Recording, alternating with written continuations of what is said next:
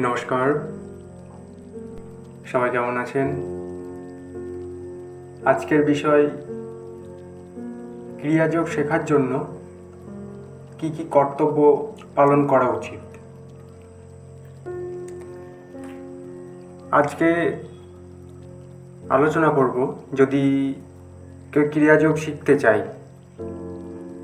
প্রথমে তাকে কি কি পালন করতে হয়, বা যোগ শিক্ষার্থীর প্রাথমিক কর্তব্য কী। এই যোগ শিক্ষার্থীর প্রাথমিক কর্তব্য হচ্ছে গুরুকরণ, অর্থাৎ একজন গুরুর দ্বারা তাকে দীক্ষিত হতে হবে। তত্ত্বদর্শী মানুষই কিন্তু গুরু হতে পারেন। এই তত্ত্বদর্শী মানুষ বলতে কি বোঝায়? যিনি রাগ, ভয়, মান, যশ, মোহ ইত্যাদি থেকে সম্পূর্ণ মুক্ত, যিনি যশে এবং অপযশে বিচলিত হন না, যার সমস্ত ইন্দ্রিয় নিয়ন্ত্রিত,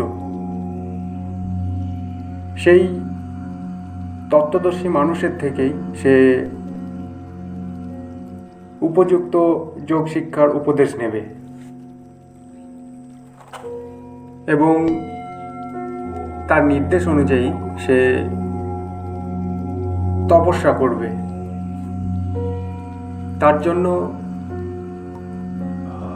তাকে আহারের উপরও নিয়ন্ত্রণ আনতে হবে, তবেই সে শারীরিক সুস্থ থাকতে পারবে এবং সঠিকভাবে সে তপস্যা করতে পারবে।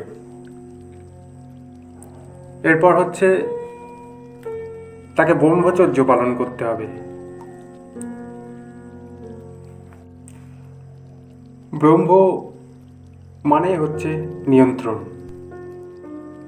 তার ইন্দ্রিয়ের উপর নিয়ন্ত্রণ থাকবে, তার মনের উপর নিয়ন্ত্রণ থাকবে এবং বুদ্ধির উপর নিয়ন্ত্রণ থাকবে।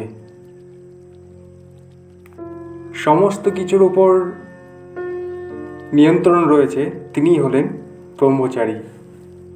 এরপর কি না, অতিথি সৎকার। অতিথি সৎকার জিনিসটি কি? অতিথি বলতে আমরা বুঝি যে যার আসা যাওয়ার কোনো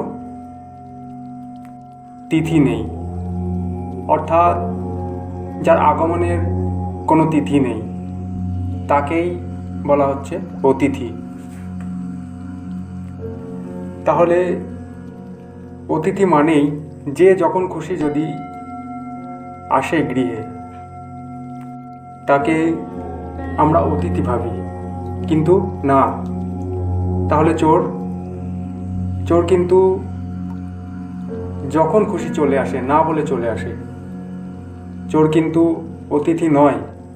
তাহলে অতিথি বলতে কি বোঝায়? অতিথি বলতে বোঝায় যোগ অভ্যাসী, বেদ অভ্যাসী মানুষকে, যিনি নিয়মিত যোগ অভ্যাস করেন,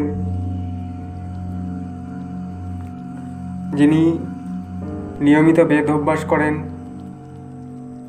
এদের কাছ থেকে আমরা জ্ঞান লাভ করতে পারব। জ্ঞান লাভ একা একা সম্ভব নয়, কোনো পূর্ববর্তী জ্ঞানীর সাহায্য লাভের প্রয়োজন। এরপর প্রতিদিনের কর্মে যোগের যে সঠিক নির্দেশ, সেটা অধ্যয়ন করতে হবে নিজের দ্বারা। এই অধ্যয়ন জিনিসটা কি?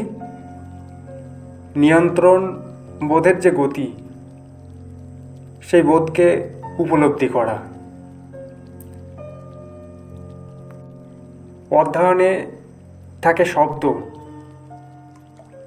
অধ্যয়নে থাকে পদ, অধ্যয়নে থাকে ভাব। এই যে শব্দার্থ, পদার্থ, ভাবার্থ, এই তিনটে ভাবকে ভালো করে বুঝে নেওয়াকে বলে অধ্যয়ন।